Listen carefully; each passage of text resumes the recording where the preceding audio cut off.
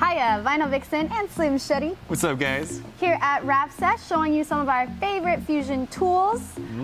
First up is going to be the Max Flux Heat Gun and the Silicone Afterburn tape right here. Yeah, that one. This stuff is really cool. So their heat gun, it has 2 heat settings. Well, technically it has 4 heat settings. So this is a really durable heat gun. It goes between 750 to 1000 Fahrenheit. It also already comes with the silicone afterburn tape on here.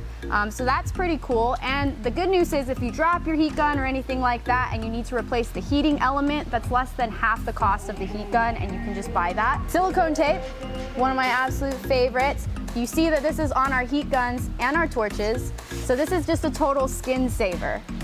So pretty much what you do, it's a self-adhering silicone tape that you apply to the hot tips of your heating elements. Hot tip. Hot tip. And it's gonna save you from burning the crap out of your skin. Yeah, you can definitely hold on to it after a while. I mean, you could leave this going for a while and then grab it. If you guys have worked with heat guns, you've probably been burned by your heat gun. So this is a must-have.